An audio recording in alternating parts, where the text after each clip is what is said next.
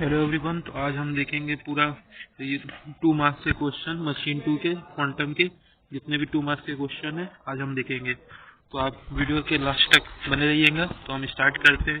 पहला यूनिट क्या है हमारा? Synchronous machine 1। पहला सिंक्रोनस मशीन के बारे में। तो क्वेश्चन स्टार्ट करते हैं। देखते हैं पहला क्वेश्चन क्या कह रहा है। पहला क्वेश्चन हमारा कह रहा है what are the application of synchronous machine. बहुत इजी क्वेश्चन है। सिंक्रोनस मशीन के क्या क्या एप्लीकेशन है? पहला, generating 3 phase power, 3 phase power का जनरेट करने के लिए। दूसरा, किसी भी पावर फैक्टर को इम्प्रूव करने के लिए। तो तीसरा क्या है हमारा कि ये हेड पंप हमारे जैसे हमारे कई जगह यूज होता है। आप देखे होंगे जैसे यहाँ पे एग्जांपल दिया है बल्ब ग्राइंडर, और किसी ग्राइंडर जैसे आप मिक्सचर घर पे देखे होंगे उसमें आपका यूज होता है। और इसमें आपका बाल मिल्स यूज होता है, मिल्स में होता है अधिकतर, शुगर केन मिल्स ये सब में यूज होता है। और उसके बाद कंप्रेशर में यूज होता है आपका रोलर और रोलिंग मिल्स, जितने भी अधिकतर आपके जैसे इधर उधर देखेंगे आप जैसे कि जनरल एरिया में वहीं पे यूज होता है। और दूसरा क्या क्वेश्चन पूछा है? दूसरा हमारा क्वेश्चन क्या है? फार्मूला बताना है। सिंक्रोनस स्पीड का फार्मूला क्या होता है? तो सिंक्रोनस स्पीड का फार्मूला क्या होता है? NS is equal to 120F/P। F क्या है हमारा? फ्रिक्वेंसी है, P हमारा पोल है। तीसरा क्वेश्चन देखते हैं। तीसरा क्वेश्चन पूछा है कि एक्साइटेशन EMF से आप क्या समझते हैं? एक्साइटेशन EMF हमारा वो होता है जो आर्मेचर वाइंडिंग में होता है। किसके कारण? फील्ड करंट के कारण केवल होता है। मतलब आपको याद क्या रखना है? एक्साइटेशन EMF हमारा किसके कारण होता है? तो हमारा किस में होता है? पहले आर्मेचर वाइंडिंग में होता है। आर्मेचर वाइंडिंग में जो EMF इंड्यूस होता है किसके द्वारा होता है? केवल फील्ड करंट के द्वारा होता है। तो याद रखिएगा एक्साइटेशन EMF किसके द्वारा होता है? EMF इंड्यूस होता है किसमें? आर्मेचर वाइंडिंग में। और किसके कारण? केवल फील्ड करंट के कारण होना चाहिए। बस ये आप याद रखिएगा कि आपका ये होता है एक्साइटेशन EMF। और चौथा क्वेश्चन देखते हैं। चौथा क्वेश्चन क्या पूछा है? आर्मेचर वाइंडिंग के क्या एडवांटेज और क्या डिसएडवांटेज केवल क्या है? तो एडवांटेज आर्मेचर वाइंडिंग की क्या है कि हार्मोनिक जैसे होता है ना, हार्मोनिक आप देखोगे 5th और 7th हार्मोनिक अधिकतर देखे होंगे 3 फेज इंडक्शन में होता है। तो इसमें क्या होता है? हार्मोनिक को रिड्यूस करता है कि हार्मोनिक एक प्रकार का जान लीजिए कि एक रुकावट आता है उसको कहते हैं। और ये डिस्टॉर्टिंग, यहाँ पे सेकंड पॉइंट भी सेम है, सिमिलर है। क्या कह रहा है सेकंड पॉइंट? डिस्टॉर्टिंग हार्मोनिक को ये एलिमिनेट कर देता है, मतलब खत्म कर देता है। और तीसरा पॉइंट क्या है? ये जो आर्मेचर रिएक्शन और आर्मेचर रिएक्टेंस को डिमिनिश मतलब एकदम खत्म नहीं करता, मतलब कि थोड़े लो लेवल पे कर देता है। आर्मेचर रिएक्शन और आर्मेचर रिएक्टेंस, मतलब आर्मेचर रिएक्शन आप जैसे पढ़े होंगे कि उसके कारण हमारा अलग से जो करंट होता है वो लीकेज होने लगा, लीकेज करंट प्रोड्यूस होता है। इस कारण ये इसे क्या करता है? डिमिनिश कर देता है आर्मेचर वाइंडिंग। नाम देखिए है भले आर्मेचर वाइंडिंग, लेकिन ये डिमिनिश करता है किसी आर्मेचर रिएक्शन को और आर्मेचर रिएक्टेंस को। और इसका कोर इज बेटर यूटिलाइज, इसका जो कोर होता है उसको बेटर यूटिलाइज मतलब यूटिलाइजेशन या एफिशिएंसी ज्यादा लेने में हेल्प करता है। ये है आपका चौथा क्वेश्चन। और पांचवा क्वेश्चन देखते हैं क्या है। पांचवा क्वेश्चन कह रहा है इन्फिनिटी बस के कैरेक्टरिस्टिक क्या है। इन्फिनिटी बस का पहले आप समझ लीजिए, इन्फिनिटी बस वो कॉन्सेप्ट होता है जिसमें पावर होता है, जितने भी पावर आउटपुट है वो कांस्टेंट अमाउंट पे भेजते हैं। जैसे हमारा देखते हैं यहाँ पे फार्मूला इसका होता है EI sin थीटा। तो ये हमारा कांस्टेंट रहता है, भले ही आप कितने एंगल पे हो, कोई भी एंगल हो, लेकिन हमारा ये कांस्टेंट रहेगा। EI हमारा क्या रहेगा? कांस्टेंट पावर होगा। तो अब इसका देखते हैं, इसके जो कैरेक्टरिस्टिक आपको याद रखने क्या है? इसके टर्मिनल वोल्टेज क्या होते हैं? कांस्टेंट होते हैं। जो भी इंड पॉइंट के वोल्टेज होते हैं वो कांस्टेंट होते हैं। और अब क्या याद करेंगे? फ्रीक्वेंसी भी इसके कांस्टेंट होते हैं। याद रखिएगा फ्रीक्वेंसी भी कांस्टेंट होते हैं। केवल इम्पीडेंस होता है, वो इम्पीडेंस क्या होता है? स्मॉल होता है। सिंक्रोनस इम्पीडेंस याद होता है, याद रखिएगा सिंक्रोनस इम्पीडेंस होता है। तो आप क्या रखेंगे याद? इसमें टर्मिनल वोल्टेज जो होता है हमारा कांस्टेंट होता है, फ्रीक्वेंसी भी हमारा क्या होता है? वो कांस्टेंट होता है। और जो हमारा सिंक्रोनस इम्पीडेंस है वो क्या होता है? बहुत ही स्मॉल होता है। ये याद रखिएगा। अब हम छठवां क्वेश्चन देखते हैं। छठवां क्वेश्चन में हमारे क्या पूछा है, इसको एक बार इरेज कर देते हैं। छठवां क्वेश्चन में पूछा है क्या रीजन है कि अल्टरनेटर ऑपरेटेड पैरेलल होता है। अब अल्टरनेटर को पैरेलल में ऑपरेट करने का क्या रीजन है? तो इसमें देखिए दिया है पहले क्या कि several alternator can supply bigger load rather than single alternator.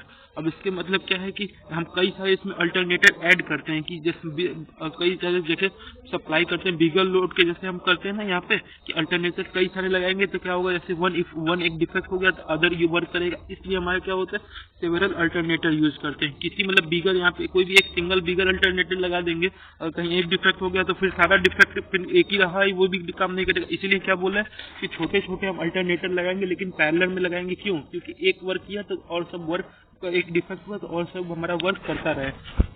और दूसरा क्या है, during period of light load, मतलब कम लोड पे one or more alternative may be shut down and those remaining operate at nearly full load and thus more efficiently. अब इसका मतलब देखिए, समझिए क्या है कि दूसरा पॉइंट हमारा ये कह रहा है कि कभी भी, जैसे हम सेकंड कह रहे हैं कि जैसे कभी भी लाइट लोड या कोई छोटा अमाउंट का जैसे लोड दे दिए 4, 5, 10, मान लीजिए एग्जाम्पल एक छोटा सा देते हैं कि 4, 5 बल्ब जलाना है, तो उसमें क्या होगा, केवल एक ही 2 अल्टरनेटर आपका यूज आएगा और सब बाकी बंद हो जाएगा। तो इससे मतलब क्या है, आपका एफिशिएंसी भी अच्छा आएगा इसलिए। और तीसरा पॉइंट क्या याद करना है, when one machine is taken out, जब भी कोई भी एक मशीन, जैसे आप एग्जांपल अभी दिए थे ना, अगर एक मशीन हमारा उसमें से निकाल दिए तो बाकी सब भी अपने पेरेंटली वर्क करता रहेगा। तो पहला पॉइंट हमने बताया था, इसमें सेवरल अल्टरनेटर यूज करते हैं। और दूसरा क्या बताया थे कि ये क्या हमारा होता है, इसमें हमारा जो लाइट लोड होता है, लाइट लोड के लिए हमारा क्या होता है, केवल एक ही 2 यूज होता है और सब अपना शट डाउन हो जाता है। इससे हमारा क्या होता है, एफिशिएंसी हाई होता है। और तीसरा पॉइंट क्या था, जब भी एक मशीन को हम टेकन आउट कर लेंगे तो हमारा बाकी सब जितने भी रिमेनिंग मशीन है वो अपने आप चलते रहेंगे। और अब ये 7वां क्वेश्चन क्या है, 7वां क्वेश्चन हमारा क्या है, what are the method of determination of voltage regulation. अब वोल्टेज रेगुलेशन के मेथड क्या है, पहला आपको देखिए डायरेक्ट मेथड, इनडायरेक्ट मेथड है। पहला डायरेक्ट मेथड में आप लोड टेस्ट सीधे कर लेते हैं, और इनडायरेक्ट मेथड में क्या होता है, पहला सिंक्रोनस इम्पीडेंस मेथड है, या तो उसे हम ईएमएफ मेथड भी कहते हैं, और दूसरा एम्पियर टर्न्स मेथड या एमएमएफ मेथड, और तीसरा क्या है, जीरो पावर फैक्टर मेथड, जिसे हम पोएट्रियर ट्रायंगल मेथड या पोएट्री मेथड भी कहते हैं। तो आपको याद क्या रखना कि आपको याद रखना है कि वोल्टेज रेगुलेशन करने के 2 मेथड है, पहला डायरेक्ट लोड टेस्ट मेथड है, दूसरा इनडायरेक्ट मेथड है। डायरेक्ट लोड टेस्ट में आप सीधे लोड टेस्ट कर देते हैं डायरेक्ट, इनडायरेक्ट में हमारा क्या है, 3 है, पहला क्या है, ईएमएफ मेथड है, एमएमएफ मेथड है, और हमारा पोर्टियर मेथड है या जीरो पावर जेडपीएफ फैक्टर, इसे हम जेडपीएफ भी बोलते हैं। अब याद रखिएगा हमारा वोल्टेज रेगुलेशन में 2 मेथड, डायरेक्ट और इनडायरेक्ट। इनडायरेक्ट में हमारा कई सारे आते हैं, पहला ईएमएफ मेथड, एमएमएफ मेथड और हमारा पोएट्री मेथड। अब आइए 8वें क्वेश्चन पे, इसका बोल रहा है कि आर्मेचर रिएक्शन से आप क्या समझते हैं। तो आर्मेचर रिएक्शन कुछ नहीं है, जब आर्मेचर फ्लक्स प्रोड्यूस होता है किसके द्वारा, रोटर फील्ड पोल्स के द्वारा। मतलब यहाँ पे देखिए लिखा भी है, the effect of armature flux on the flux produce by rotor field pole, जो हमारा रोटर फील्ड होता है उसके पोल्स होते हैं, उसके द्वारा जो हमारा फ्लक्स जनरेट होता है वही हमको उसी को हम बोलते हैं आर्मेचर रिएक्शन है। आर्मेचर फ्लक्स जनरेट होता है तो इसीलिए हम आर्मेचर रिएक्शन बोलते हैं। हम 9वां क्वेश्चन देखते हैं कि पॉजिटिव और negative voltage regulation of synchronous alternator से आप क्या समझते हैं। जैसे वोल्टेज रेगुलेशन हमारा पॉजिटिव भी हुआ, निगेटिव भी हुआ, तो उस अल्टरनेटर से आप क्या समझते हैं। तो हमारा क्या है, पॉजिटिव वोल्टेज रेगुलेशन का मतलब क्या होता है, बस आप ये याद रखिएगा, सिंपली यहाँ पर दिखा दे रहे हैं। पॉजिटिव रहा तो आप लैगिंग याद करिएगा, और निगेटिव रहा तो लीडिंग याद करिएगा। बस सिंपल ये आपको याद करना है, पॉजिटिव मतलब लैगिंग और नेगेटिव मतलब लीडिंग। यहाँ पे वही चीज सेम कहा गया है। देखिए पॉजिटिव वोल्टेज दिया है, 1 मिनट बस, थोड़ा सा पीपीटी इधर उधर हो गया, हम लोग आएंगे वही अपने पे। देखिए यहाँ पे आप देख सकते हैं, देखिए यहाँ पॉजिटिव वोल्टेज क्या कह रहा है कि हमारा जब लैगिंग पावर फैक्टर होता है, और नेगेटिव पे क्या होता है, हमारा लीडिंग होता है। बस आपको यही याद रखना है कि पॉजिटिव पे हमारा लैगिंग होता है और अब आपका नेगेटिव पे लीडिंग होता है। 10वां क्वेश्चन क्या है, 10वां क्वेश्चन पूछ रहा है इंपॉर्टेंस आर्मेचर रिएक्शन का 3 फेज सिंक्रोनस मशीन में क्या क्या इंपॉर्टेंस आर्मेचर रिएक्शन का, क्योंकि सिंक्रोनस मशीन में आर्मेचर रिएक्शन का क्या इंपॉर्टेंस इन 3 फेज। तो इसमें क्या है, इसका है कि आर्मेचर रिएक्शन क्या करता है, वो फील्ड फ्लक्स को वीकेंड कर देता है, मतलब कम कर देता है, क्योंकि हमारा जो फील्ड फ्लक्स प्रोड्यूस का एयर गैप लाइन होता है उसमें हमारा लो कर देता है। इसलिए आर्मेचर रिएक्शन हमारे लिए इंपॉर्टेंस है, क्योंकि ये हमारे मेन फील्ड फ्लक्स को लैगिंग पावर फैक्टर प्रोवाइड करता है, जो वीकेंड कर देता है। उसके कारण क्या होता है, हमारा जो मेन फील्ड फ्लक्स होता है वो लीडिंग पावर फैक्टर की तरह वर्क करने लगता है। यहाँ पे आप देख सकते हैं कि हमारा जो मेन इनहेंस कर देता है मेन फील्ड, कि हमारा क्या ही करता है, समझिए वीकेंड करता है किसको, फील्ड फ्लक्स को विथ लैगिंग पावर फैक्टर, और इसको इनहेंस कर देता है किसे, जो लैगिंग पावर फैक्टर का हमारा फील्ड फ्लक्स होता है उसे हमारा क्या करता है, वीकेंड कर देता है, कि हमारा कहीं जैसे लैगिंग है तो वो कहीं ना कहीं हमारे लिए मतलब कि उतना एफिशिएंट नहीं है, और लीडिंग वाले को क्या कर देता है, वो थोड़ा उसको इम्प्रूव कर देता है, इनहांस कर देता है। यहाँ पे वर्ड लिखा है ना, इनहांस, ये है। अब उसके बाद हम देखते हैं what are the advantage of the field winding on rotor and armature winding. Armature winding on stator in case of synchronous machine. तो यहाँ पूछा है कि एडवांटेज क्या है जब फील्ड वाइंडिंग ऑन रोटर को होता है और आर्मेचर वाइंडिंग हम रोटर स्टेटर पे करते हैं। तो आपको यहाँ से एक पॉइंट मिल गया कि आप फील्ड वाइंडिंग पे क्या करते हैं, फील्ड वाइंडिंग पे हमारा क्या होता है, फील्ड वाइंडिंग किस पे होता है, रोटर पे, और आर्मेचर वाइंडिंग स्टेटर में होता है। क्या इसके एडवांटेज है? तो इसका पहला एडवांटेज क्या है, हाई वोल्टेज प्रोवाइड होगा कि ये इसके कारण क्या होगा, हमारा स्टेशनरी जो है इजियर इंसुलेट हो जाएगा, मतलब वाइंडिंग हो जाएगा, लेमिनेट हो जाएगा। और दूसरा क्या है, जो स्टेशनरी आर्मेचर है हमारा वो जल्दी से कूल हो जाएगा, एफिशिएंटली हो जाएगा, ज़्यादा हमारे लिए जैसे वो हार्म नहीं होगा, डिफेक्ट कम आएगा। ये सब रीजन है। फिर उसके बाद पूछा है सिंक्रोनस रिएक्शन किससे करते, रिएक्टेंस किससे करते हैं। तो आपको सिंपल याद रखना है, सिंक्रोनस रिएक्टेंस जिसका दो कंपोनेंट है, पहला इसमें मैग्नेटाइजिंग रिएक्टेंस का है और दूसरा आर्मेचर का। आपको यहाँ पे दिखा भी देते हैं, देखिए यहाँ पर है ना, सिंक्रोनस रिएक्टेंस किसका है, जो यहाँ पे लिखा है सिंक्रोनस रिएक्टेंस जो हमारा रेशियो होता है इंड्यूस ईएमएफ, यहाँ पे इंड्यूस ईएमएफ जो हमारा होता है एंड स्टेटर आरएमएस करंट। बस आपको ये चीज उतना इंपॉर्टेंट नहीं है, जितना चीज इंपॉर्टेंट आपका ये है कि सम होता है किसका, आर्मेचर का होता है, और दूसरा किसका होता है, मैग्नेटाइजिंग रिएक्टेंस का होता है। ये हम कहते हैं इसे सिंक्रोनस रिएक्टेंस। तो आपको सिंक्रोनस रिएक्टेंस मैथमेटिकल एक्सप्रेशन केवल याद रखना है, वो क्या होता है आपका, केवल आर्मेचर जो होता है रिएक्टेंस होता है और उसके साथ ऐड करते हैं आप मैग्नेटाइजिंग रिएक्टेंस। आपको ये चीज याद रखनी है। फिर उसके बाद क्या पूछा है, डिस्ट्रीब्यूशन फैक्टर किसे कहते हैं और पिच फैक्टर किसे कहते हैं। ये बहुत ही इंपॉर्टेंट क्वेश्चन है, आपको हमेशा याद रखना होगा। जैसे क्वेश्चन पेपर का पहला क्या है, डिस्ट्रीब्यूशन फैक्टर किसे कहते हैं या पिच फैक्टर। तो आप पहले देख लीजिए कॉइल स्पेन, पिच फैक्टर का जो हम होता है एक और नाम होता है कॉइल फैक्टर। इसे हम क्या बोलते हैं, ये हमारा जो होता है, बस आप फार्मूला याद रखिएगा, उसी को रेशियो बना के लिख दीजिएगा। जो वेक्टर सम ऑफ इंडिविजुअल, जो इंडिविजुअल ईएमएफ होते हैं उनके वेक्टर सम करना है और अर्थमेटिक कर देना है उसका, जो उसी का आप वेक्टर सम किए हैं। और पर कॉइल याद रखिएगा, पर कॉइल जरूर होगा, पर कॉइल नहीं लिखेंगे तो मार्क्स कट सकते हैं। इसलिए आपको वेक्टर सम किसका होना चाहिए, इंड्यूस ईएमएफ का डिवाइड बाय कॉइल, जितने कॉइल हों, और अर्थमेटिक सम कर देंगे कभी इंड्यूस ईएमएफ का अपन कॉइल। तो इसका फार्मूला क्या है, जब आप करेंगे सॉल्व करेंगे तो 2e cos अल्फा जो हमारा वेक्टर सम है इंड्यूस ईएमएफ का अपन अर्थमेटिक में कोई एंगल का आएगा नहीं, इसलिए हमारा cos अल्फा नहीं होगा, 2e से 2e कट गया, बचा क्या cos अल्फा 2। आपको याद रखना है क्या कि कॉइल स्पेन या पिच फैक्टर का जो फार्मूला होता है cos अल्फा, और अल्फा क्या होता है आपका जो कॉइल पिच का होता है, एंगल जो एंगल बना होता है कॉइल पिच फॉल शॉर्ट से। दूसरा क्वेश्चन, दूसरा उसी का पार्ट क्या है, डिस्ट्रीब्यूटिव फैक्टर क्या कहते हैं। इसका भी आपको फार्मूला याद करना है क्या, देखिए दोनों फार्मूला में क्या है, वेक्टर सम ऊपर भी है, अर्थमेटिक सम आपको दोनों याद रखना है। लेकिन इसमें क्या है आपका ईएमएफ है, ईएमएफ इन इंडिविजुअल कॉइल, ये भी सम है, लेकिन ये पर कॉइल नहीं है, आपको याद रखना है, याद रखिएगा, बहुत ही माइन्यूट सा डिफरेंस है। और कॉइल स्पेन में क्या था आपका, पर कॉइल था, vector sum of induce EMF पर कॉइल, लेकिन इसमें क्या है, vector sum of EMF individual coil पर कॉइल नहीं है, इसमें याद रखिएगा इंडिविजुअल कॉइल है। और दूसरा उसी का अर्थमेटिक सम कर देंगे ईएमएफ का, अगर हमारा कॉइल केवल वन स्लॉट ओनली है। याद रखेगा, मैन्यूट सा डिफरेंस है, थोड़ा सा गलती हो जाती है। अब यहाँ पे हम न्यूमेरिकल एक करते हैं। न्यूमेरिकल में देखिए क्या बोला है, पोल हमारा पहले देखिए कोई भी 2 MVA का हमारा कोई भी पावर आउटपुट मिल रहा है, उसमें क्या 3 फेज है, 8 पोल है, अल्टरनेटर जो कि कनेक्टेड है किसके 6000 वोल्ट, जो 6000 उसका लाइन वोल्ट है वो दिया हुआ है हमें, और 50 हर्ट्ज जैसे 50 हर्ट्ज हमारा फ्रिक्वेंसी दिया है, आप देख सकते हैं यहाँ पे लिखा है हर चीज।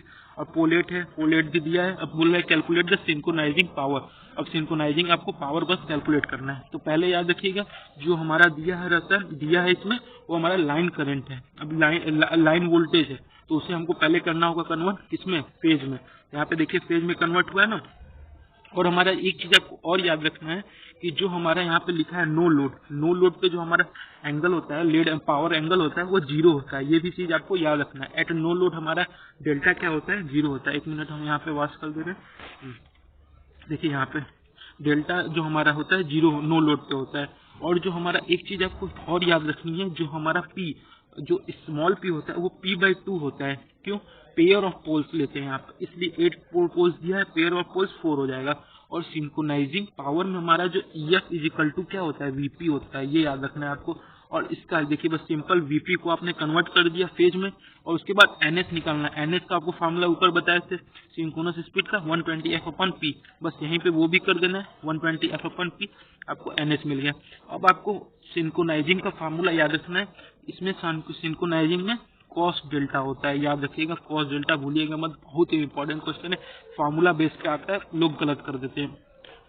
तो देखिए इसका फार्मूला क्या होता है 3 इंटू वीपी, वीपी जो आपने निकाला है, और ईएफ सिंक्रोनाइजिंग है इसलिए VP is equal to VF होता है एट नो लोड पे भी, क्योंकि नो लोड पे तो आप जो लोड आपको मिला वही लोड होगा, इसलिए हम कभी कभी हमारा इम्प्लीमेंट हो सकता है फार्मूला में 3VP² भी हो सकता है, लेकिन यहाँ पे हमने किया नहीं है, वही चीज होता है ऊपर दिखा दिया है। तो यहाँ पे 3VPS EF upon XS, XS क्या हमारा होता है यहाँ पे जो हमारा आपका वो जो हमारा इसमें रिएक्टेंस होता है वो होता है इंटू कॉस डेल्टा। तो बस सिंपल हम फार्मूला में हमें रखना है।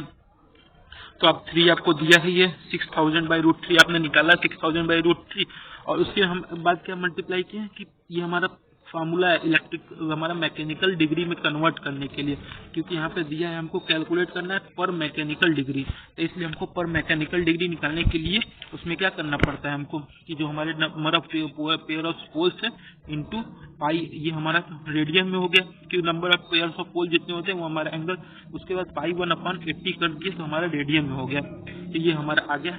अब इसको टोटल सॉल्व कर लेंगे तो ये हमारा आ जाएगा। अब उसके बाद फार्मूला याद रखिएगा, एक बार फार्मूला फिर से आपको देखिए, बार बार हम उस पर फोकस कर लेंगे, बच्चे फार्मूला ही भुला जाते हैं, तो इस पर हमको क्या याद करना है सिंक्रोनाइजिंग पावर का फार्मूला क्या है, आप केवल फार्मूला ही लिख देंगे तो आपको नंबर मिल सकता है 3VP/EF इंटू कॉस डेल्टा, और उसको अगर मैकेनिकल डिग्री में बोला है क्योंकि आपका इलेक्ट्रिकल है इसलिए हम P/180 किए हैं। अब देखिए इसके बाद क्या है सिंक्रोनाइजिंग पावर और synchronous speed of a machine, जो सिंक्रोनाइजिंग पावर और स्पीड हमको दिया हुआ, जो सिंक्रोनाइजिंग पावर और स्पीड मशीन का है वो दिया हुआ है, यहाँ पे देख सकते हैं 750 जो आरपीएम हमारा यहाँ पे दिया हुआ है स्पीड, और जो इसका पावर है पर मैकेनिकल डिग्री एंगल डिग्री क्या है 620 280। अब पूछा है क्या हमें सिंपल, ये सबसे इजी है, हमारा बस याद करना है टॉर्क इज इक्वल टू हमारा होता है टॉर्क इज इक्वल टू हमारा होता है power upon omega, omega is equal to 2π/ns, बस सिंपल सा आपको फार्मूला याद रखना है, इसमें कुछ नहीं है, कोई भी आपका रॉकेट साइंस नहीं है, बस सिंपल फार्मूला लगाइए आप आंसर आ जाइएगा। अब उसके बाद हम दूसरे यूनिट के अब देखते हैं क्वेश्चन क्या है। अब हमारा दूसरा यूनिट क्या है सिंक्रोनस मशीन पार्ट सेकेंड, इसका हम देखते हैं क्या है। अब इसमें क्या है हमारा पहला क्वेश्चन क्या है सिंक्रोनस मशीन का ही पार्ट 2 है ये सेकंड यूनिट। अब इसमें पहला क्वेश्चन क्या है 2 रिएक्शन थ्योरी हम किसे कहते हैं, बस आप यहाँ पे सिंपल चीजें याद रखिए कि कोई भी हम जैसे हमारा जो आर्मेचर एमएमएफ होता है उसे हम 2 पार्ट में डिवाइड कर देते हैं। पहला क्या होता है डी एक्सिस, जैसे आप एक्स और वाई एक्सिस होता है, इसमें क्या होता है डी एक्सिस जिसे हम डायरेक्ट एक्सिस बोलते हैं, और क्यू एक्सिस जिसे हम क्वाड्रेचर एक्सिस बोलते हैं, और ये दोनों परपेंडिकुलर आपस में होते हैं। यहाँ पे लिखा है ना, अब इसका भी हम पार्ट थोड़ा पढ़ दे रहे हैं कि आप लोग को भी याद करने में दोबारा याद करने में आप लोग को इजी हो। तो क्या पूछा है थ्योरी जो हमें मेथड दे एनालाइज, क्या एनालाइज करने के लिए distribution effect of salient pole construction, यहाँ पे लिखा है ना डिस्टर्बिंग इफेक्ट, जो हमारा डिस्टर्बिंग इफेक्ट है सैलिएंट पोल पे, उसे हमको एनालाइज करने में जो इजीली एनालाइज हो जाए बस उसे बोलते हैं। और बस सिंपली आपको क्या याद रखना है कि आर्मेचर एमएमएफ को हम 2 परपेंडिकुलर भाग में डिवाइड किए हैं, पहला डी एक्सिस और क्यू एक्सिस, सिंपल। हमारा दूसरा क्वेश्चन क्या है डिस्कस करना है मेन कैरेक्टरिस्टिक किसके 3 फेज मोटर के, 3 फेज मोटर के हमको उसके कैरेक्टरिस्टिक, पहला क्या फार्मूला आपको याद होना चाहिए NS = 120f/p, ये केवल सिंक्रोनस स्पीड पे ही ऑपरेट करता है सिंक्रोनस जो मोटर होता है, और नो लोड पे क्या होता है और no load synchronous motor draw very little current supply the main to meet internal losses, मतलब कि ये नो लोड पे क्या होता है आपका सिंक्रोनस मोटर बहुत ही कम अमाउंट में करंट प्रोड्यूस करता है कि इससे हमारा जो इंटरनल लॉस है उतना ज्यादा ना हो। और तीसरा क्या है इन फील्ड एक्साइटेशन, इसका जो फील्ड एक्साइटेशन बहुत स्मॉल होता है, इसके कारण क्या होता है जो हमारा स्टेटर का इंडक्टेंस होता है वो ज्यादा होता है, वो ज्यादा होने के कारण क्या होता है मोटर हमारा लैगिंग करंट ड्रा करता है, इसलिए इसका पावर फैक्टर लो होता है। तो आप सिंपल याद करिएगा ऐसे, फील्ड एक्साइटेशन इसका स्मॉल होता है, इसके कारण क्या होता है हमारा जो स्टेटर का इंडक्टेंस है वो ज्यादा हो जाता है, उसके कारण जो हमारा मोटर क्या होता है लैगिंग करंट ड्रॉ करता है, उसके कारण हमारा पावर फैक्टर लो होता है। बस सिंपल। अगर हमारा एक्साइटेशन अगर ज्यादा हुआ तो हमारा जो स्टेटर फ्लक्स हमारा न्यूट्रलाइज हो जाएगा, न्यूट्रलाइज करेगा किसी रोटर फ्लक्स को, इसलिए हमारा क्या पावर फैक्टर बिकम यूनिटी हो जाएगा। आपको एक बार यहाँ पे इरेज कर देते हैं, फिर आप देख सकते हैं। पहला क्या था, तो इसमें हमारा क्या याद करना है कि जब भी हमारा फील्ड एक्साइटेशन स्मॉल होता है तो उसके कारण क्या होता है हमारा स्टेटर इंडक्टेंस जो होता है बहुत ही ज्यादा हो जाता है, उसके कारण क्या होता है हमारा लैगिंग करंट ड्रॉ होता है, और लैगिंग करंट ड्रॉ होने के कारण हमारा पावर फैक्टर लो हो जाता है। और उसके बाद अगर एक्साइटेशन हमारा इंक्रीज ज्यादा हुआ तो ज्यादा होने के कारण हमारा जो स्टेटर फ्लक्स है वो न्यूट्रलाइज करेगा किससे, रोटर फ्लक्स को, इसके कारण हमारा जो पावर फैक्टर हो जाएगा यूनिटी हो जाएगा। अब देख सकते हैं यहाँ पे डीमेरिट के इसके हैं, 3 फेज सिंक्रोनस मोटर के डीमेरिट का है। पहला इसका जो कॉस्ट पर किलोवाट आउटपुट इसका बहुत ही हाई होता है, और दूसरा क्या है जो हमारा डीसी एक्साइटेशन जो होता है इसमें हमारा एक्सटर्नल सोर्स द्वारा दिया जाता है। याद करिए इसको, आप देखे होंगे पढ़े होंगे जब चैप्टर, तो उसमें होगा डीसी एक्साइटेशन जो हम अंदर देखते हैं रोटर को वो एक्सटर्नल सोर्स के द्वारा देते हैं। और तीसरा क्या है, it can not be use variable speed, जो आपको जैसे होता है ना डिफरेंट स्पीड पे हमको वर्क करना है, तो ये इसमें नहीं होता है। और इसमें एक चीज और क्या है, जब हमारा ओवरलोड होता है तो वो सिंक्रोनिज्म से स्टॉप हो जाता है, फॉल आउट मतलब सिंक्रोनिज्म से वो हट जाता है और स्टॉप हो जाता है हमारा। अब चौथा क्वेश्चन देख सकते हैं, मेन एप्लीकेशन क्या है, 3 फेज सिंक्रोनस मोटर के एप्लीकेशन क्या है। पहला ये वोल्टेज को रेगुलेट करने के लिए काम आता है at the end of transmission line, transmission line के इन 3 फेज हमारा सिंक्रोनस मोटर किस लिए आता है, पहला हमारा रेगुलेट करने के लिए, वोल्टेज को रेगुलेट करने के लिए, और दूसरा ये हमारे लोड जो employ the load when the speed is constant, जब हमारा स्पीड इसमें कांस्टेंट होता है तो वो लोड को एम्प्लॉयड करता है, मतलब वेरी कराता है। अब आगे क्वेश्चन देखते हैं, क्या है, what do you understand by the lock rotor torque, lock the rotor torque किसे कहते हैं। पहले देखिए, अब इसमें एक मिनट थोड़ा सा थमाते हैं, अभी थोड़ा यहाँ पे स्लाइड का मिस आउट हो गया, जाइए बस आने वाला है। तो हम यहाँ पे देख सकते हैं इस लॉक रोटर टॉर्क किसे बोलते हैं, हम यहाँ पे लॉक रोटर टॉर्क हम किसे बोलते हैं। लॉक रोटर टॉर्क क्या होता है, हमारा कोई भी मिनिमम टॉर्क होता है। मिनिमम टॉर्क क्या होता है, जो कोई भी मिनिमम टॉर्क हम किसी एंगल पे देते हैं, रोटर पोजीशन के एंगल पे देते हैं, और उसके कारण जो हमारा डेवलप होता है, रोटर हमारा डेवलप होता है हमारा कोई एक मिनिमम सा टॉर्क एंगुलर पे, जो रोटर पोजीशन को, रोटर को लॉक कर देता है, और इसके कारण जो हमारा एट ए रेटेड वोल्टेज और रेटेड फ्रिक्वेंसी जो हम टर्मिनल पे अप्लाई करते हैं। तो अब समझिए सिंपल क्या होता है कि हमारा जब रोटर लॉक हो जाता है, मतलब कि जब मिनिमम टॉर्क हम प्रोवाइड करते हैं किसी एंगल पोजीशन पे, एंगुलर रोटर पोजीशन पे, तो उसके कारण जो हमारा रोटर लॉक होता है, डेवलप विथ रोटर लॉक, और हमारा जो रोटर लॉक होने के कारण जो वोल्टेज वो हमारा उस पर कैलकुलेट करते हैं, वो टर्मिनल पे अप्लाई करके उसे हम बोलते हैं rotor torque, lock rotor torque. Simply का मतलब ये क्या है कि हमारा जो मिनिमम टॉर्क होता है रोटर एंगल के पोजीशन पे, उसके कारण हमारा क्या होता है, रोटर लॉक हो जाता है। और रोटर लॉक किस पे होता है, रेटेड वोल्टेज और फ्रिक्वेंसी पे अप्लाइड करते हैं जब टर्मिनल पे, तो उसे हम क्या बोलते हैं, रोटर टॉर्क बोलते हैं।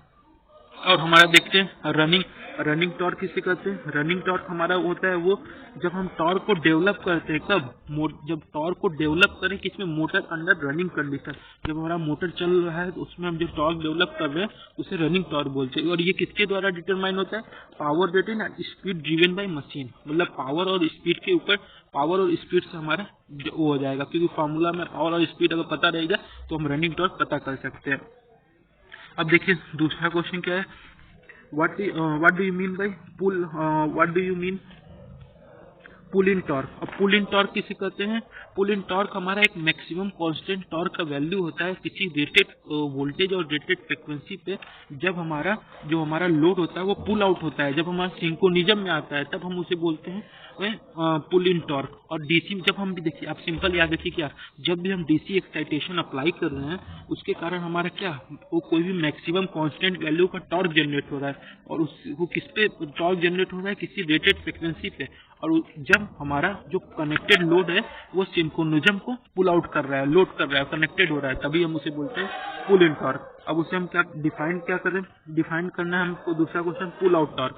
कोई भी जब हम सिंक्रोनिज्म को लूज करें एट ए रेटेड वोल्टेज और फ्रीक्वेंसी। देखिए इसमें क्या था, बस आप सिंपल है कि जब हमारा सिंक्रोनिज्म हो रहा था किसके द्वारा, कोई भी डीसी मोटर एक्साइटेशन अप्लाई करने पे, लेकिन इसमें क्या हो रहा था, हमारा रोटर पुल आउट टॉर्क में क्या होता है, जब हमारा सिंक्रोनिज्म लॉस होता है किसी मैक्सिमम टॉर्क कांस्टेंट वैल्यू पे, उसे हम बोलते हैं पुल आउट टॉर्क। बस सिंपल देखिए, आउट मतलब बाहर, तो इसलिए सिंक्रोनिज्म मतलब जब हमारा लूज हो, और जब हमारा इन मतलब क्या है, जब हमारा सिंक्रोनिज्म गेन हो, उसे हम बोलते हैं। अब देखिए 9वां क्वेश्चन, इसमें क्या होता है, what happen when the load of a synchronous motor is increase. जब सिंक्रोनस मोटर के लोड को हम बढ़ाएं तो क्या होगा, पहला टॉर्क एंगल इंक्रीज होगा, डेफिनेट सी बात है। और उस जब टॉर्क एंगल इंक्रीज होगा तो जो हमारा आर्मेचर करंट उसमें जो अप्लाई है वो भी इंक्रीज होगा, उसके कारण जो हमारा फेज एंगल है वो भी इंक्रीज होगा, किसमें, लैगिंग कंडीशन में, क्योंकि आईए इंक्रीज हो रहा है तो लैगिंग कंडीशन में हमारा होगा। अब एक देखिए, ये बहुत इंपॉर्टेंट क्वेश्चन है, यहाँ पे आते हैं हम। अब उसमें पूछा है ड्रा द वी कर्व और इन्वर्टेड वी कर्व। देखिए बस वी कर्व आपको वी स्ट्रक्चर ड्रा करना है, याद करना है। इसमें याद करने वाली चीज क्या है कि पहले हम सबसे पहले हमारे पास नो लोड रहेगा, फिर उसके बाद थोड़ा इंक्रीज करेंगे तो हाफ लोड, फिर फुल लोड। जैसे जैसे ऊपर जाते रहेंगे हमारा लोड इंक्रीज होता रहेगा, पहले नो लोड पे सबसे नीचे। और याद रखिएगा कि जो इस साइड होगा, जो हमारा लेफ्ट हैंड साइड होगा वो और हमारा लैगिंग कंडीशन होगा, और जो इस साइड होगा मतलब राइट हैंड साइड, और ये हमारा लेफ्ट हैंड साइड और राइट हैंड साइड हमारा लीडिंग कंडीशन होगा। और जो बीच में जिसके लाइन के द्वारा वो डिवाइड होगा उसे हम बोलते हैं क्या, आपका लोकस ऑफ यूनिटी। बस आप सिंपल याद रखेंगे, लैगिंग इधर, लीडिंग इधर, और यूनिटी से डिवाइड होता है, और नो लोड से हाफ लोड से फुल लोड डिवाइड होता है। यहाँ पे लिखा भी है लीडिंग रीजन, लैगिंग रीजन। अब इन्वर्टेड बोला है तो इन्वर्टेड मतलब वी आपको इन्वर्टेड ड्रा करना है, उसमें भी सेम चीज बस वैसे रहेगा सब, हर एक चीज। बस याद क्या करने वाली चीज है, यहाँ पे जो डायग्राम ड्रॉ है, यहाँ पे जो ग्राफ बना है वो आईए वर्सेस आईएफ का बना है, और यहाँ पे power factor versus field current का बना है। याद रखिएगा पावर फैक्टर, ये चीज हमारा चेंज है, याद रखिएगा आप। और इसका जो मैक्सिमम पावर फैक्टर 1 है, और इस पे हमको बस सीधे ड्रॉ करना। और जो हमारा लीडिंग वाला होगा, नो लोड पे होगा, याद रखिएगा। लीडिंग नो लोड पे नहीं, जो पहले हमारा सबसे जो नो लोड वाला कंडीशन है उसका सबसे क्या होगा, फील्ड करंट सबसे कम होगा, फिर इंक्रीज करता जाएगा फील्ड करंट। ये चीज याद रखिएगा, जो नो लोड वाला होगा सबसे उसका फील्ड करंट कम होगा। बस आपको इन्वर्टेड ग्राफ बनाना है। अब 11वां क्वेश्चन क्या है, हंटिंग के कॉजेज क्या है। पहला क्या, हंटिंग के कॉजेज क्या है कि सडन चेंज, जब लोड में तुरंत चेंजेस होता है तो क्या होता है, हमारा तुरंत हंटिंग हो जाता है। हंटिंग इसके कारण भी होता है जब हमारा सिस्टम में फॉल्ट हो, किसी भी जनरेटर सप्लाई के कारण हमारा जब सिस्टम में फॉल्ट हो, या तो सडन इंक्रीज कर दे, किसमें, फील्ड करंट में इंक्रीज कर दे, तो हमारा हंटिंग इफेक्ट होता है। या तो हमारा उसके कारण नहीं, तो हमारा जो लोड टॉर्क अप्लाई करते हैं कभी कभी वेरी करता है, डिफरेंट एंगल पे, डिफरेंट अमाउंट पे, मैग्नीट्यूड पे वेरी करता है। तो बस याद करना है कि आपको कि हमारा जो जब लोड में चेंज सडन हो जाए और फॉल्ट ऑकरिंग हो गया, किसके द्वारा, जनरेटर के द्वारा ऑकरिंग हो, और या तो हमारा फील्ड करंट अचानक से चेंज हो जाए, या तो जो लोड है उसमें भी हमारा चेंजेस आए। साइक्लिक वेरिएशन यहाँ पे लिखा है ना, साइक्लिक वेरिएशन मतलब कभी हमारा पॉजिटिव कभी निगेटिव, ऐसे सर्कल घूमता रहे, इसलिए हमारा जो यह हंटिंग कॉज होता है। अब हंटिंग के क्या इफेक्ट है, पहला क्या, ये हमारे सिंक्रोनिज्म जो हम यहाँ पे याद किए थे ना, पुल इन पुल आउट, तो ये हमारे सिंक्रोनिज्म को पुल आउट कर देते हैं, पुल आउट मतलब ज्यादा रिलीज करता है, इसलिए लॉस ऑफ सिंक्रोनिज्म। पहला पॉइंट क्या है, लॉस, हमको क्या हो जाता है, सिंक्रोनिज्म का लॉस हो जाता है। दूसरा क्या है कि हमारा ये variation in supply voltage produce करता है, जिसके कारण हम लैंप फ्लिकर, अब देखिए लैंप फ्लिकर मतलब अपना जो हमको जिस अमाउंट में चाहिए उस अमाउंट में हम ले लिए, मतलब ले सकते उतना वोल्टेज, इसलिए वेरिएशन ऑफ सप्लाई वोल्टेज ये कॉज करता है। और तीसरा क्या है, ये इंक्रीज करता है किसके, रेजोनेंस के पॉसिबिलिटी को इंक्रीज करता है। तो रेजोनेंस का पॉसिबिलिटी इंक्रीज करता है तो हम जल्दी स्टेबल पोजीशन जल्दी नहीं पा सकते, इसलिए ये कहीं ना कहीं डिसएडवांटेज, ये इसलिए इफेक्ट है हमारा। और इसके कारण क्या होता है, लार्ज मैकेनिकल स्ट्रेस हमारा होता है जो डेवलप होता है रोटर में। तो इसके कारण हमारा क्या होता है, लार्ज मैकेनिकल स्ट्रेस के कारण हमारा may be break down of the motor और रोटर चांसेस इज देयर, इसलिए हमारा लार्ज मैकेनिकल स्ट्रेस भी इसका इफेक्ट होता है। और सबसे इसका डिसएडवांटेज या इफेक्ट है, इसके कारण हमारा मशीन लॉसेज इंक्रीज हो जाता है और टेम्परेचर राइज हो जाता है। जब टेम्परेचर राइज हुआ तो मशीन लॉसेज सबसे ज्यादा इफेक्ट होता है। तो आपको याद क्या करना है, बस सिंपली देखिए, याद क्या करिए, पहला सिंक्रोनिज्म लॉस हो जाता है, दूसरा जो हमारा वेरिएशन है तब सप्लाई वोल्टेज में प्रोड्यूस है, उसमें हमारा डिफरेंट अमाउंट के हमारा वोल्टेज वेरी करेगा, इसलिए हम जल्दी फिक्स अमाउंट पे नहीं पहुंच पाएंगे। तीसरा क्या है, ये हमारे रेजोनेंस कंडीशन को इंक्रीज कर देता है। और चौथा हमारा ये मैकेनिकल स्ट्रेस ज्यादा बढ़ा देता है जिस रोटर स्टार्ट में, जिसके कारण टेम्परेचर इंक्रीज हो जाता है और मशीन लॉस हमारा ज्यादा हो जाता है। अब देखिए क्या टेक्निक है रिडक्शन। अब हंटिंग को रिडक्शन, पहला डैम्पर वाइंडिंग लगा दीजिए। डैम्पर वाइंडिंग जो पोल पे हम छोटा छोटा वाइंडिंग कर देते हैं कंडक्टर का, और फ्लाई व्हील्स जो साइड मतलब बड़ा साइज का कर दीजिए, वो कोई फ्लाई व्हील्स टाइप का लगा दीजिए। या तो अब सिंक्रोनाइज ऐसा से डिजाइन सिंक्रोनस मशीन का डिजाइन कीजिए जो कि सुटेबल हो किसके लिए, सिंक्रोनाइजिंग पावर कोफिशिएंट के लिए।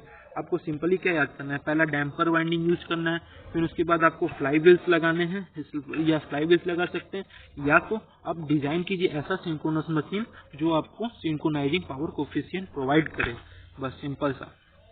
अब देखिए यहाँ पे पूछा है कंपैरिजन हमको करना है किसके बीच में, तो सिंक्रोनस मोटर और हमारा इंडक्शन मोटर। देखिए अब सिंपल सिंक्रोनस मोटर क्या होता है, डबली एक्साइटेड होता है, क्योंकि अंदर का रोटर का पार्ट डीसी से, यहाँ पे लिखा भी है देखिए, डीसी सोर्स से हमारा एनर्जाइज भी होता है और एसी से भी होता है। लेकिन जो इंडक्शन हमारा होता है वो सिंगली एक्साइट होता है, यहाँ पे लिखा है ना सिंगली एक्साइट, केवल एसी सोर्सेस में होता है। और ये सेल्फ स्टार्टिंग नहीं होता है। सिंक्रोनस जो हमारा सिंक्रोनस मोटर है वो हमारा सेल्फ स्टार्ट नहीं होता है, क्योंकि ये हमारा जो रन होता है सिंक्रोनस स्पीड से होता है, और सिंक्रोनस स्पीड मतलब हुआ तो रिलेटिव स्पीड 0 हो गया, इसलिए हमारा ये सेल्फ स्टार्टिंग नहीं होता है, become synchronise to AC supply. और ये हमारा जो इंडक्शन होता है वो सेल्फ स्टार्टिंग टॉर्क अपना जनरेट करता है और सेल्फ अपना स्टार्ट हो जाता है। लेकिन इसके लिए हम देखेंगे कई सारे स्टार्टर मेथड भी यूज करते हैं। अब डैम्पर वाइंडिंग क्या होता है, जैसे आपको बताएं डैम्पर वाइंडिंग कहाँ पे होता है, पहले पोल फेस पे होता है। आपको याद करना है, बस वही हम चीजें बताएंगे आपको।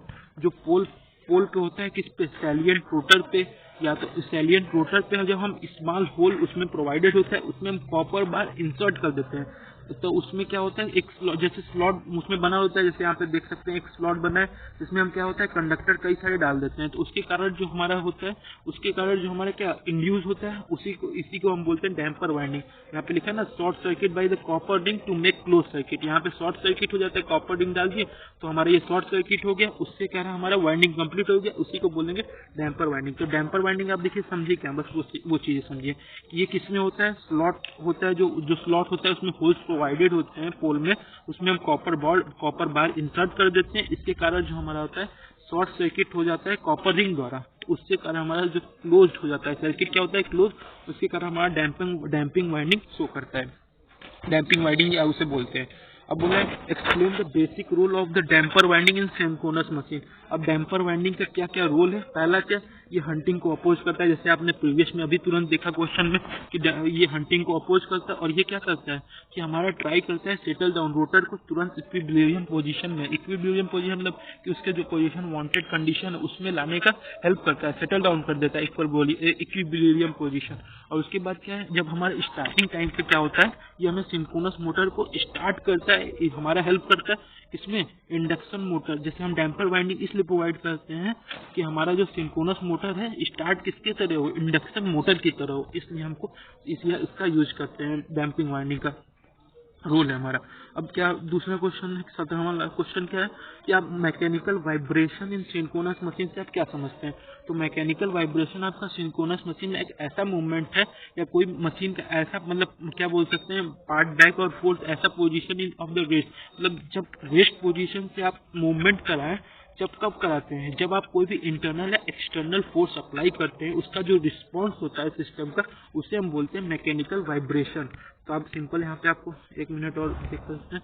तो देखिए यहाँ पे लिखा है ना, मैकेनिकल वाइब्रेशन का एक मूवमेंट है सिंक्रोनस मशीन में, या तो मशीन के पार्ट या बैक या फोर्थ मतलब अगल बगल इधर पोजीशन ऑफ द रेस्ट किसके कारण होता है कि सम एक्सटर्नल या इंटरनल, यहाँ पे लिखा है ना सम एक्सटर्नल या internal forces apply to the system. जब हम फोर्सेज अप्लाई करते हैं इंटरनल या एक्सटर्नल सिस्टम पे, तो उसके कारण जो हमारा मशीन होता है मूवमेंट होता है सिंक्रोनस मशीन में, या तो पार्ट बैक या फोर्थ, याद करिएगा टर्म देखिए लिखना इंपॉर्टेंट है, टर्म नहीं लिखेंगे नंबर नहीं मिलेगा।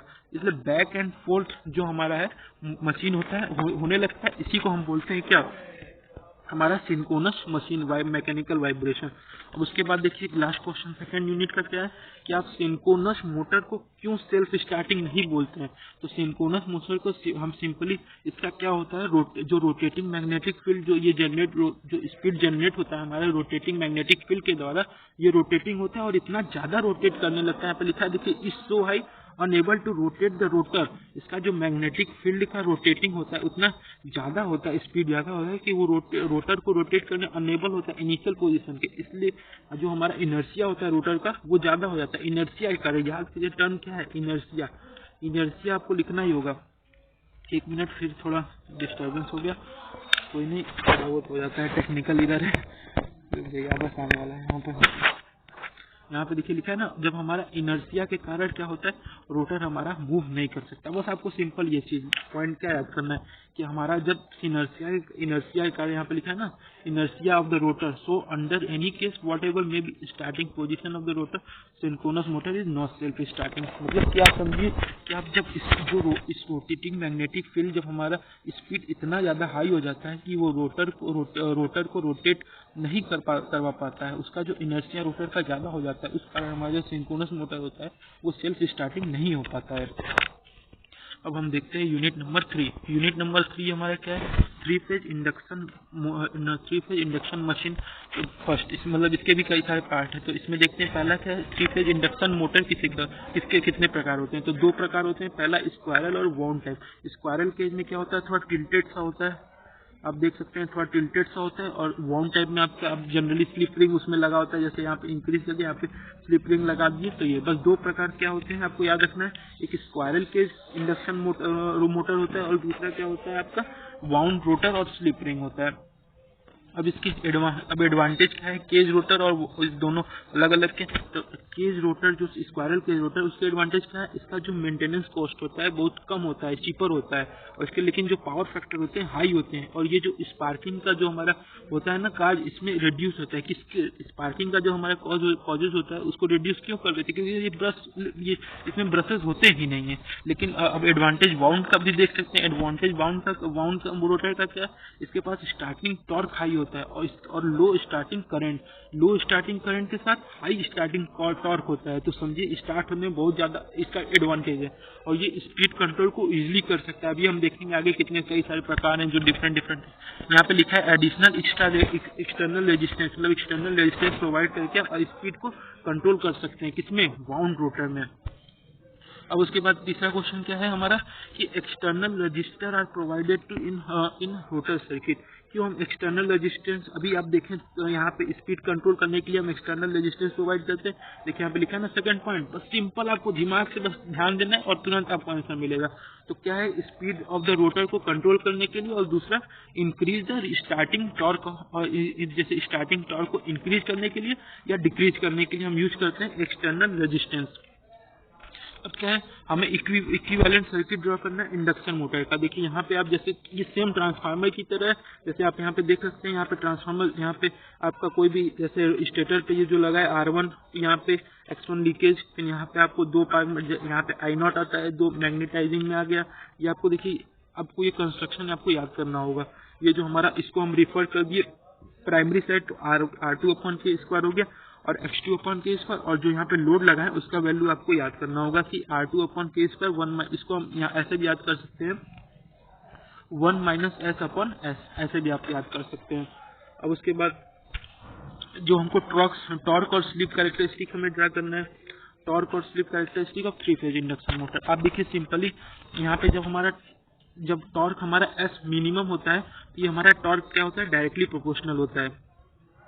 तो यहाँ पे देखिए इंक्रीज कर रहा है, आपको ये सिंपली याद करना होगा। जो सबसे देखिए पहला वाला जो हमारा सबसे स्लिप का वैल्यू सबसे कम है, उसका जो होता है आपका क्या, सबसे लेस रेजिस्टेंस होता है। यहाँ पे देखिए स्लिप का वैल्यू सबसे कम यहाँ पे है ना, उसका क्या होता है, हमारा जो रेजिस्टेंस हमारा वो सबसे कम होता है। यहाँ पे देखिए R2 सबसे कम है, फिर उसके बाद R22 मतलब कि वो सेकेंड रेजिस्टेंस, उसके बाद इंक्रीज करते रहेंगे। और यहाँ पे जब S=1 पे क्या होता है, R2=X2 क्योंकि ये हमारा आप पढ़े भी होंगे मैक्सिमम कंडीशन क्या होता है, SM यहाँ पे SM निकालने के लिए S × X2 0, और S क्या होता है हमारा SM होता है।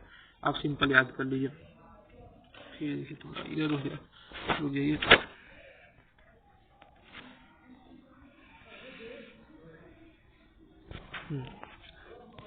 अब देखिए आप क्या इंडक्शन जनरेटर से आप क्या समझते हैं। इंडक्शन जनरेशन क्या, ये एक अल्टरनेटिंग करंट इलेक्ट्रिकल जनरेटर है।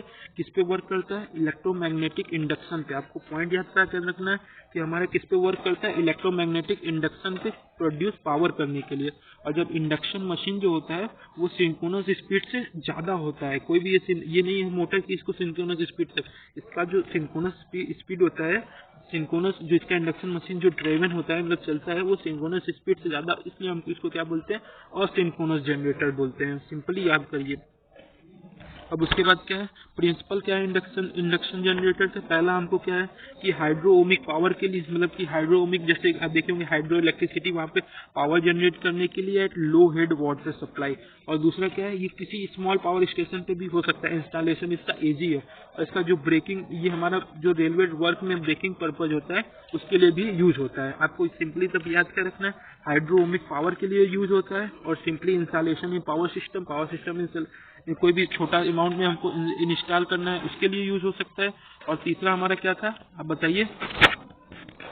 तीसरा हमारा था, पहला देखिए हाइड्रो इलेक्ट्रिक पावर के लिए, दूसरा हमारा आपका यूज होता था स्मॉल ओम जैसे हमारा पावर स्टेशन करने के लिए, और तीसरा हमारा क्या था, हमारा ब्रेकिंग पर्पज रेलवे ट्रैक के लिए।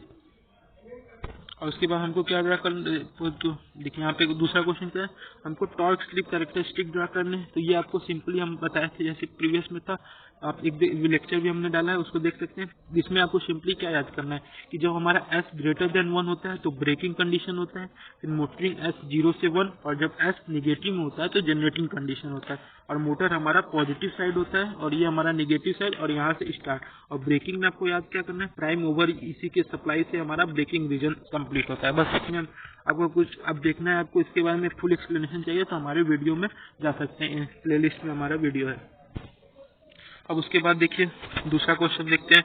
अब देखिए ये क्वेश्चन आ सकता है, इंपॉर्टेंट क्वेश्चन है कि पावर फ्लो डायग्राम ड्रा करना है हमको 3 फेज इंडक्शन मोटर का। देखिए बस सिंपली आप ध्यान दीजिएगा कि कोई भी पावर आप इनपुट किए तो उसके द्वारा उसमें क्या सम स्टेटर लॉस आया, कोई भी इनपुट आया स्टेटर लॉस आया, पहले क्या स्टेटर लॉस फिर स्टेटर कोर लॉस आया। तो देखिए पहले हम क्या पावर इनपुट किए किसको, स्टेटर को, इसलिए हमारा स्टेटर लॉस उसमें आया, स्टेटर कोर लॉस, दो लॉस होते हैं, कोर लॉस और यहाँ पे आई स्क्वायर आर मतलब कॉपर लॉस हमारा हुआ। इनपुट दिए यहाँ पे पावर को तो उसमें दो लॉसेज आए, फिर हमारा जो बचा वो कहाँ जाएगा, इनपुट जाएगा किसको, रोटर को। और रोटर को जो इनपुट और रोटर इनपुट पावर होगा उसे हम एयर गैप पावर भी कहते हैं, क्योंकि जो बचा वही एयर गैप पावर होता है। तो फिर रोटर को दिए तो रोटर में भी कॉपर लॉस होगा, और इसमें कोर लॉस हम नेग्लिजिबल, मतलब कि एक छोटा स्मॉल स्लिप होता है इसलिए नेग्लिजिबल कर सकते हैं, लेकिन लिख सकते हैं।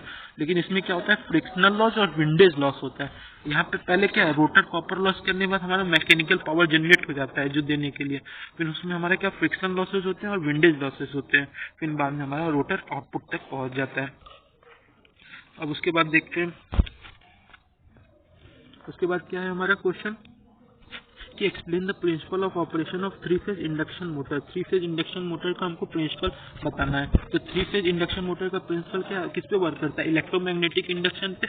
ये इसमें क्या होता है, हमारा ईएमएफ इंड्यूस होता है कॉइल में, कब होता है, जब मैग्नेटिक फ्लक्स, यहाँ पे लिखा है ना देखिए, मैग्नेटिक फ्लक्स लिंकिंग होता है same coil change with time. यहाँ पे फार्मूला पे से आप देख सकते हैं, जब भी हमारा मैग्नेटिक फ्लक्स लिंकिंग करे किसी कॉइल से एट पर यूनिट टाइम या विथ टाइम कर सकते हैं।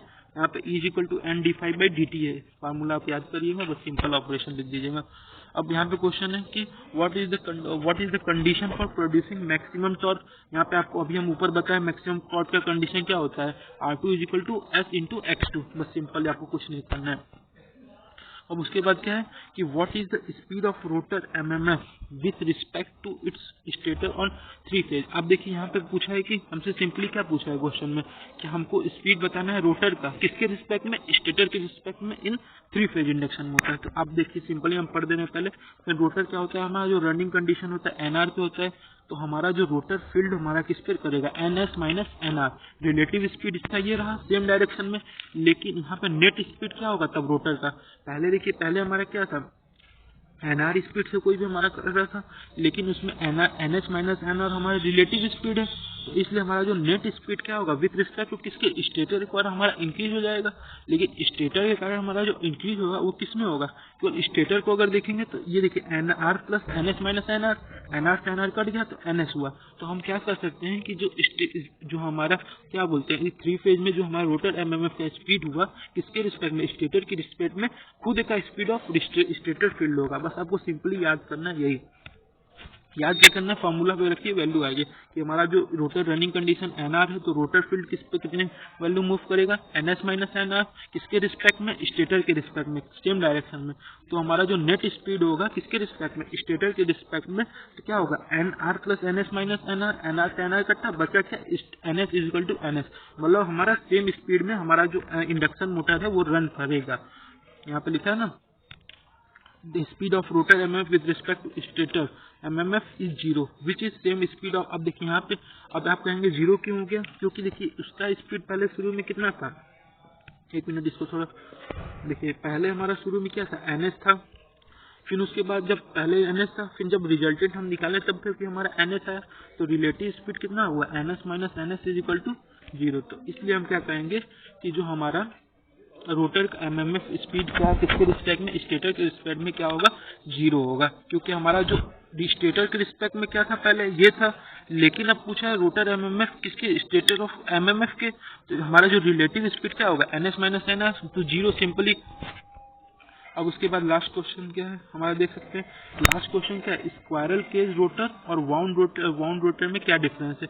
तो स्क्वायरल केज हमारा क्या होता है, सिंपली बन जाता है, ये चीप भी होता है, लेकिन इसका वाउंड का क्या होता है, कंस्ट्रक्शन कॉम्प्लिकेट होता है, इसमें रेजिस्टेंस भी ऐड हम एक्स्ट्रा कर सकते हैं, और इसमें जो हमारा स्लिप रिंग और ब्रशेज होते हैं वो प्रेजेंट होते हैं एक्सटर्नल रेजिस्टेंस ऐड करने के लिए, लेकिन इसमें हमारा स्लिप रिंग और ब्रशेज नहीं होते हैं, और इसमें परमानेंटली शॉर्ट होता है हमारा किसके, एक्सटर्नल रेजिस्टेंस। हम ये परमानेंटली क्या होता है, जो हमारा स्क्वायरल केज रोटर होता है वो परमानेंटली हमारा क्या होता है, शॉर्ट होता है, इसके कारण हमारा क्या होता है, इसमें एक्सटर्नल रेजिस्टेंस नहीं ऐड करते, लेकिन इसमें एक्सटर्नल रेजिस्टेंस ऐड करते हैं किस पे, स्लिप रिंग या ब्रशेज पे।